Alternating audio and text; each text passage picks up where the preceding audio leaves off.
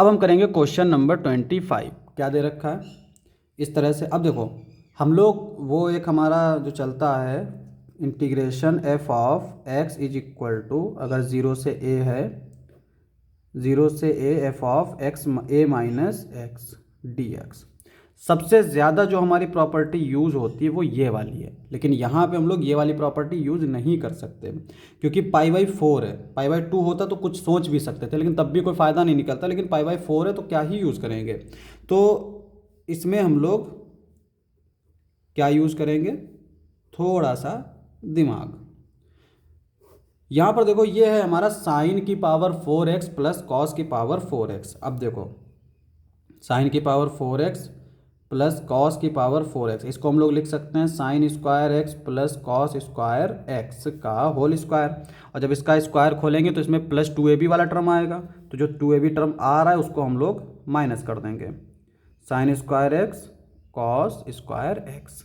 और ये हो जाएगा हमारा 1 minus 2 sine square x into cos square x. ठीक है, तो इसको हम लोग इस तरह से भी लिख सकते हैं, 1 माइनस 2 टू ज़ा 4, यानी अंदर लिख लेंगे 2 साइन एक्स कॉस एक्स का होल स्क्वायर अपॉन में 2। 1 माइनस ये हो जाएगा साइन स्क्वायर 2x अपॉन 2, इस तरह से। ठीक है, तो इसकी जगह पर हम लोग डायरेक्टली ये भी रख सकते हैं, तो यह आ जाएगा 1 minus sine square 2x upon 2 dx। 0 से पाई बाई 4, ये 2 से इसको मल्टीप्लाई करेंगे, 2 ऊपर चला जाएगा, तो ऊपर हो जाएगा हमारा 2 sine X into cos X upon 2 minus sine square 2x dx। अब हम लोग क्या करेंगे, let 2 minus sine square 2x is equal to T. इसका डिफरेंशियल करेंगे तो माइनस का 2 sine 2x into cos 2x। तो इससे कुछ फ़ायदा नहीं निकला है क्योंकि यहाँ पे साइन एक्स है, साइन 2x और कॉस 2x होता तब तो कोई फ़ायदा था, तो हमें और आगे सॉल्व करना पड़ेगा। ये हो जाएगा 0 से पाई बाई 2 और ऊपर हो जाएगा ये साइन 2x अपॉन, यहाँ पे साइन स्क्वायर 2x है, तो साइन स्क्वायर 2x को हम लोग क्या लिख सकते हैं, साइन स्क्वायर 2x इसको हम लोग क्या लिख सकते हैं, 1 minus cos square x 2x। तो इसको जब यहाँ पे हम रखेंगे तो ये हो जाएगा हमारा 2 minus sine square 2x is equal to 2 minus 1 plus cos square 2x। तो ये आ जाएगा 1 प्लस कॉस स्क्वायर 2x। ठीक है, तो ये आ जाएगा हमारा 1 plus cos square 2x dx। अब यहाँ पे कॉस 2x को t मान लो, तो ये आ जाएगा माइनस का sine 2x into 2 D X is equal to D T. तो ये हो जाएगा D X is equal to minus 1 upon 2 sine 2x D T. ठीक है, और साथ के साथ लिमिट भी चेंज कर लेंगे, तो if x is equal to 0 तो t की लिमिट क्या आएगी 1। अगर x की वैल्यू पाई बाई 2 है तो t की लिमिट क्या आएगी -1। ठीक है, क्योंकि यहाँ पे पाई बाई 2 से 2 कैंसिल, कॉस पाई आएगा और कॉस पाई होता है -1। अब हम लोग आगे का इंटीग्रेशन कर लेते हैं।